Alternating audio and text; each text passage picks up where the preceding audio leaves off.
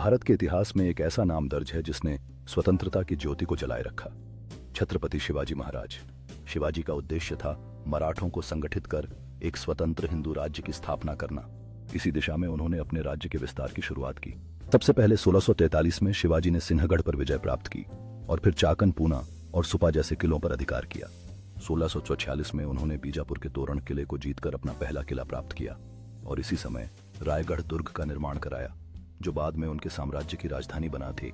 अगले कुछ वर्षों में उन्होंने बीजापुर और अहमदनगर के कई किलों को जीतकर दक्षिण भारत में मराठा शक्ति को मजबूत किया। 1694 में बीजापुर के सूबेदार अफजल खां को शिवाजी ने युद्ध में परास्त किया और उसकी हत्या कर दी। इस विजय ने पूरे दक्षिण भारत में शिवाजी की शक्ति का लोहा मनवाया। इसके बाद शिवाजी ने कोल्हापुर और आसपास के किलों पर कब्जा कर लिया। 1637 में शिवाजी ने मुगल सूबेदार शाइस्ता खां पर अचानक हमला कर उसे पराजित किया और 1664 में मुगलों के प्रमुख बंदरगाह सूरत पर धावा बोलकर उसे लूट लिया। यह हमला पूरे मुगल साम्राज्य में सनसनी फैला गया।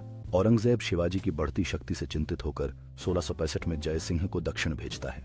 पुरंदर की संधि के तहत शिवाजी को 23 किले मुगलों को देने पड़े और केवल 12 किले अपने पास रखने की अनुमति मिली।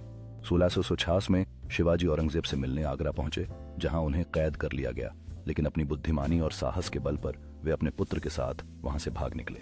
इसके बाद उन्होंने मराठा शक्ति को फिर से संगठित किया और 1670 में शिवाजी ने एक बार फिर सूरत पर धावा बोला। अंततः 1674 में रायगढ़ किले में एक भव्य समारोह के दौरान उन्होंने स्वयं को छत्रपति शिवाजी महाराज घोषित किया। शिवाजी का जीवन केवल एक योद्धा की कहानी नहीं, बल्कि साहस, रणनीति और स्वतंत्रता के अदम्य संकल्प की गाथा है।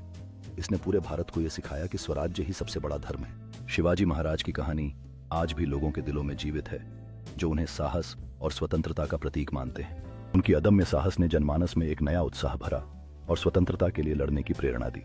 शिवाजी की शिक्षा ने समस्त भारत को यह